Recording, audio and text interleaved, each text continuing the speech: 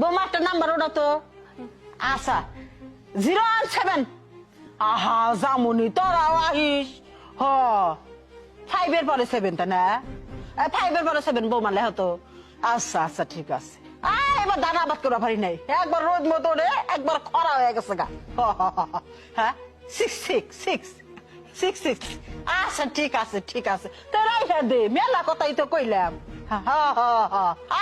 তাহলে রাইহা দে 7 এর পর 8 বোমা নাম্বারটা কত নাম্বারটা হইলো 017 আহা আমি জামুনি তোরাও আসিস তারপর বোমার নাম্বার তুলো 57 আমার তুলতে থাকেন 575 না না এবার ধান আবাদ করতে পারি না এবার খুব খরা বোমা ভালো মতো নাম্বার তুলো 66 তারপর 66 এর পরে 07 আচ্ছা আহা রাখি পরে আচ্ছা পরে আবার কথা কইনি মেলা কথা তো কইলাম শ্বশুর বাড়িতে ভালো বউ হইতে চাইছিলাম ও মা দেখি হুদাই কেউ না কেউ বাসলই আমার পিছে রেডি থাকে তারপর আর কি চিন্তা পাল্টাই ফেলাইলাম।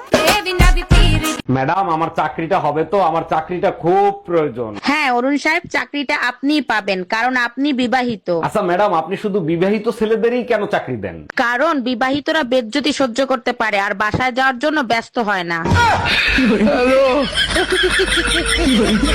কি ব্যাপার অরুণ সাহেব, আপনাকে রিলিজ দিচ্ছি, আপনি যাচ্ছেন না কেন? কি করে যাবো বলেন ডাক্তার, আপনি যে আমার মনটা চুরি করে নিয়ে গেছেন। এগুলো আপনি কি বলেন? আমি আপনার মন চুরি করতে যাব কেন? তাহলে আমার মনটা আমি খুঁজে পাচ্ছি না কেন? দেখেন আমি আপনার মন চুরি করি নাই, কিডনি চুরি করছি।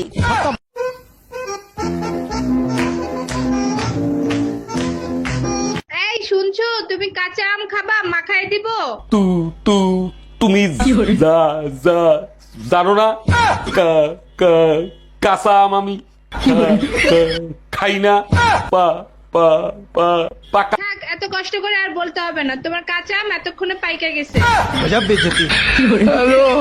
ডাক্তার আমার বউরে পাগলা কুত্তায় কামড়াইছিল, এখন কি অবস্থা তার? সরি অরুণ সাহেব আপনি অনেক দেরি করে ফেলেছেন তাই বাঁচাতে পারি নাই। একটা মাত্র ফুটফুটে বউ ছিল আমার, তাও কুত্তায় কামড়ায় মেরে ফেলাইলো। আরে অরুণ সাহেব আপনার বউ মরে নাই তো, যে কুত্তা কামড়াইছে সেই কুত্তা মারা গেছে।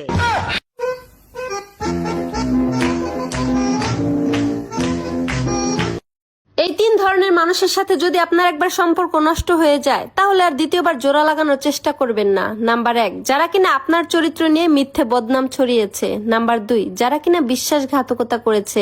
নাম্বার 3, যারা কিনা আর্থিক লাভের জন্য আপনাকে ব্যবহার করেছে। এই 10,000 টাকা রেখে যাও, পয়লা বৈশাখের মার্কেট করতে যাব। আমি তো টাকার গাছ লাগাইছি, নারা দেবো পর্বে আর তোমারে দেবো। দেখো এইটা আমাদের মানিজ্যতের বিষয়, পয়লা বৈশাখের আগেই আমার মা আসতিছে। এইটা কেমনে সম্ভব? বৈশাখ আসার আগেই কাল বৈশাখী আসতেছে। ঘরের দরজা জানলায় যদি আপনি 2 দিন পর পর তেল না দেন তাহলে দেখবেন কেমন জানি করকর করকর করে আওয়াজ করে। ঠিক তেমনি সম্পর্কের মাঝখানে যদি আপনি এফোর্ট না দেন, গুরুত্ব না দেন, সময় না দেন তাহলে আপনার সম্পর্কে তো ক্যাস ক্যাস হবেই। তাই সম্পর্ক ঠিক রাখতে গেলেও তেল দিতে হয়।